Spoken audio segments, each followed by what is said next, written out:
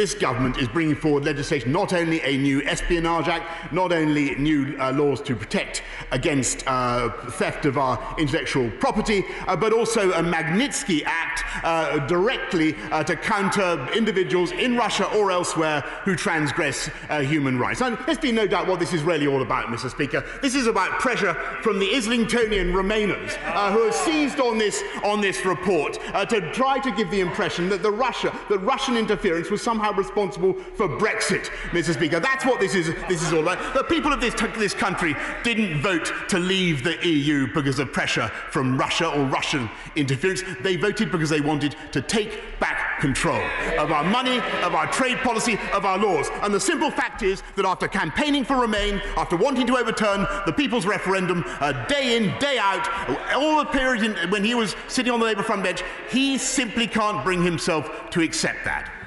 One of the starkest conclusions in the report is that the UK is clearly a target for Russian disinformation campaigns.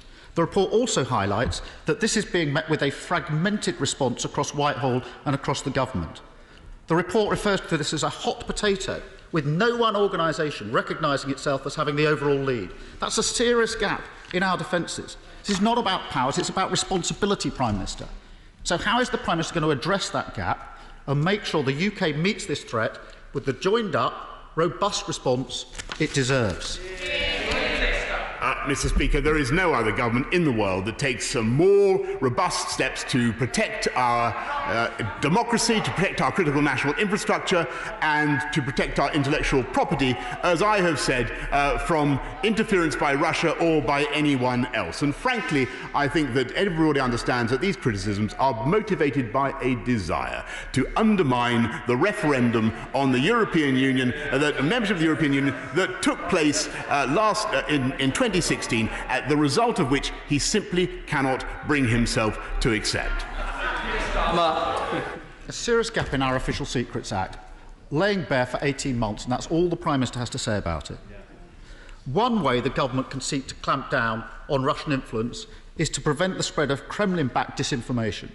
Obviously, social media companies have a big role to play, but the report also highlights serious distortions in the coverage provided by Russian state-owned international broadcasters such as Russia Today. The High Court has ruled that Russia Today broadcasts pose actual and potential harm. Does the Prime Minister agree with me that it's time to look again at the licensing for Russia Today to operate in the UK? Mr. Speaker, I think this would come more credibly from the Leader of the Opposition had he called out the former Leader of the Opposition when he took money for appearing on Russia Today. I mean, Mr. Speaker, he protested neither against the former Leader of the Opposition's stance on Salisbury, nor against his willingness to take money from Russia Today. He flip-flops from day to day, Mr. Speaker. One day he's in favour of staying in the EU. The next day he's willing to accept Brexit.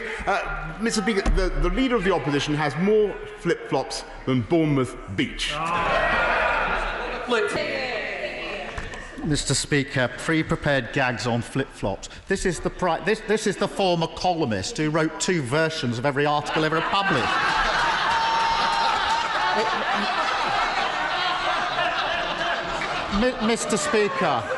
Mr. Speaker, in case the Prime Minister hasn't noticed, the Labour Party is under new management. And no front bencher of this party has appeared on Russia Today since I've been leading this party. Finally, Mr. Speaker, I want to ask the Prime Minister about the appalling persecution of the Uyghur Muslims in China. We've all seen the footage of the Uyghurs being herded onto trains and heard the heartbreaking stories of forced sterilisation, murder and imprisonment. We support the Foreign Secretary, the Prime Minister and the Government in their strong and clear condemnation of China for this in recent weeks. That's why the Foreign Secretary only this week condemned the treatment of the Uyghurs, and that's why this government for the first time has brought in targeted sanctions against those who abuse human rights in the form of the Magnitsky Act. And I'm delighted he now supports the government. But last week, of course, he didn't support the government, Mr. Speaker. I'm glad he's with us this week. I don't know how many more questions he's got, Mr. Speaker, since you allow him to come back and ask throughout this session.